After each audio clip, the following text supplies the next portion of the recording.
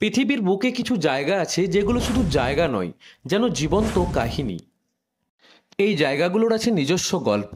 আজ আমরা এক কাহিনী বলবো যা শুনলে আপনার গায়ের লোম দাঁড়িয়ে যাবে। এটি এক স্বর্গের গল্প, যেখানে লাখ লাখ পাখি আর সিলরা বাস করত। কিন্তু মানুষের এক ভুলের কারণে সেই স্বর্গ মুহূর্তের মধ্যে পরিণত হয়েছিল নরকে।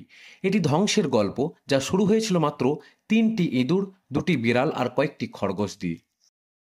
দক্ষিণ প্রশান্ত মহাসাগরের বুকে, যেখানে দিগন্তের নীল আর আকাশের নীল মিশে একাকার, সেখানে এক টুকরো ভূমি যেন প্রকৃতির নিপুণ হাতে গড়া এক ছবি।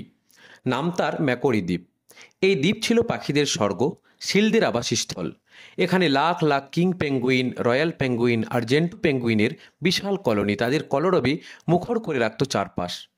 বিশাল আকারের সাউদার্ন এলিফ্যান্ট সিলরা সৈকতে অলসভাবে গড়াগড়ি খেত, আর আকাশে উড়ে বেড়াতো অসংখ্য সামুদ্রিক পাখি। দ্বীপের মাটি ছিল সবুজে ভরা, নানা ধরনের ঘাস আর দুর্লভ উদ্ভিদ দিয়ে মোড়ানো। এই দ্বীপ ছিল জীবনের এক নির্বিচ্ছিন্ন উৎসব, যেখানে প্রতিটি প্রাণী তার আপন ছন্দে থাকত। শান্তির সেই স্বর্গে প্রথম আঘাত হানল মানুষ। 1800 দশকের শুরুতে শিকারীরা সেখানে আস্তানা গাড়ল। তাদের লক্ষ্য ছিল সিলদের চর্বি, মাংস আর পশম। কিন্তু শিকারীদের জাহাজের সাথে একদল অপ্রত্যাশিত অতিথিও চলে এলো, ছোট ছোট ধূসর ইঁদুর। এই ইঁদুরগুলো ছিল চতুর এবং যে কোনো পরিবেশে নিজেদের মানিয়ে নিতে সক্ষম। দ্বীপের কোনো প্রাকৃতিক শিকারী না থাকায় তারা দ্রুতভাবে বংশবিস্তার শুরু করলো। মাত্র 3টি ইঁদুর থেকে তাদের সংখ্যা বেড়ে একসময় লাখ লাখ ছাড়িয়ে গেল। তারা হয়ে উঠল এক নীরব দখলদার। ইঁদুররা দ্বীপের স্থানীয় পাখির ডিম, সদ্য ফোটা বাচ্চা এবং ছোট ছোট প্রাণীদের শিকার করতে শুরু করলো।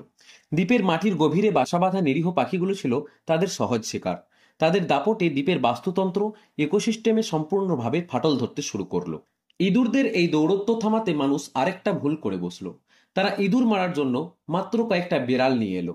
প্রথমে মনে হয়েছিল এটি একটি কার্যকর সমাধান হবে, কিন্তু বিড়ালগুলো ইঁদুর ধরার চেয়ে সহজ শিকার অর্থাৎ দ্বীপের স্থানীয় নিরীহ পাখিগুলোকে বেছে নিল। ফলে ইঁদুরের সংখ্যা কমার বদলে পাখির সংখ্যা আরো দ্রুত কমতে লাগলো। ঠিক একই সময়ে শিকারীদের জাহাজের খাদ্য হিসেবে আনা কিছু খরগোশও কোনোভাবে দ্বীপে নেমে আসে। খরগোশদের বংশবিস্তারের হার অবিশ্বাস্য। কোনো প্রাকৃতিক শত্রু না থাকায় তাদের সংখ্যা লক্ষাধিক ছাড়িয়ে গেল। বিড়ালরা এত খরগোশ খেয়ে শেষ করতে পারছিল না, আর ইঁদুরও তাদের মতো সংখ্যায় বাড়ছিল। খরগোশগুলো দ্বীপের সমস্ত ঘাস আর গাছপালা খেয়ে ফেলতে লাগলো। সবুজ দ্বীপের মাটি অনাবৃত হয়ে পড়ল। যখনই বৃষ্টি হতো মাটি ধুয়ে যেত, ভূমিধস হতো। পেঙ্গুইনদের বাসাগুলো মাটির নিচে চাপা পড়ে যেতে লাগলো। এক সময়ের সবুজ স্বর্গটি পরিণত হলো রুক্ষ, ধূসর এক মৃত্যুপুরীতে। দ্বীপের পরিবেশ সম্পূর্ণ ভেঙে পড়ল। পরিস্থিতি যখন নিয়ন্ত্রণের বাইরে চলে গেল, তখন অস্ট্রেলিয়ার সরকার ও পরিবেশবিদরা এই দ্বীপটিকে বাঁচাতে এক বিশাল দুঃসাহসিক পরিকল্পনা নিলেন।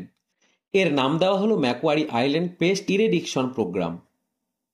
এই পরিকল্পনা ছিল বিশ্বের অন্যতম বড় এবং ব্যয়বহুল প্রাণীমূলক অভিযান, যেখানে $25 মিলিয়ন খরচ হয়েছিল। প্রথমে বিড়ালদের সম্পূর্ণভাবে দ্বীপ থেকে সরিয়ে ফেলা হলো, কিন্তু তাতে খরগোশদের সংখ্যা আরো দ্রুত বাড়তে লাগলো।